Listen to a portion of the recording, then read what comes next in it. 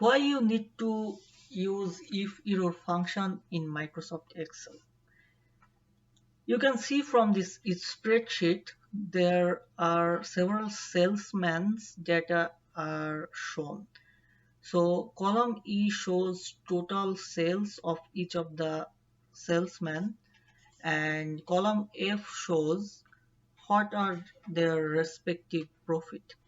So if you want to calculate the percent of profit, what you have to do, basically you have to write the equation, which is profit divided by sales multiplied by 100. So that shows the percent of profit each of the salesmen make from their total sales.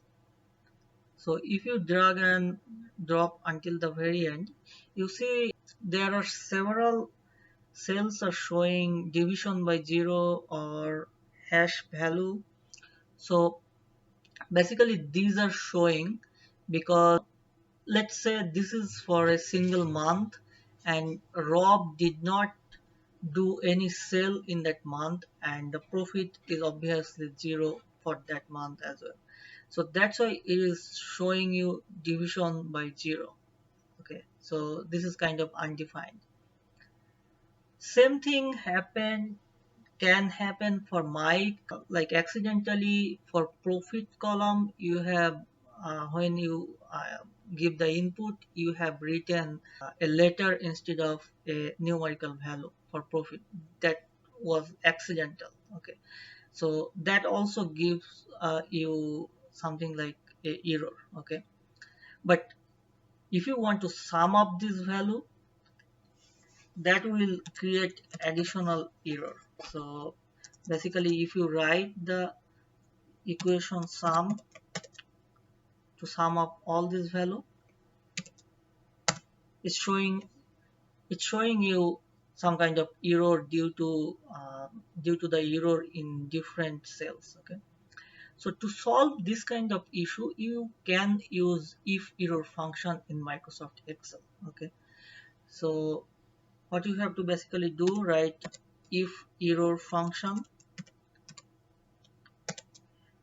Then there are two logical argument here. One is first is the value and second is value if error. So for value you are going to write the same equation what you have written for percent of profit. So that would be basically profit divided by total sale multiplied by 100, then period value if error.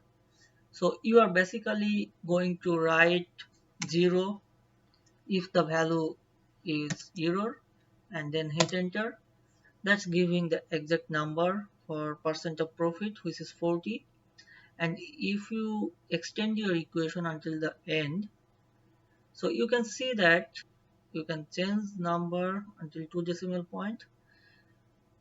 So you can see that for undefined cell it is showing you 0, and the same thing happened for Mike, that is also replacing the error by 0. Okay, so if you use the sum function for this case and sum it up, that's giving you the summation results. Okay, so it's basically replacing the undefined or error value from your cell and replacing that, and that's how it's giving you a numerical value if you do additional operation from that cells. Okay, and another good thing of if error function, you can replace the 0 with other characters, like for instance if you want to write here error, just by using quotation mark you can write that.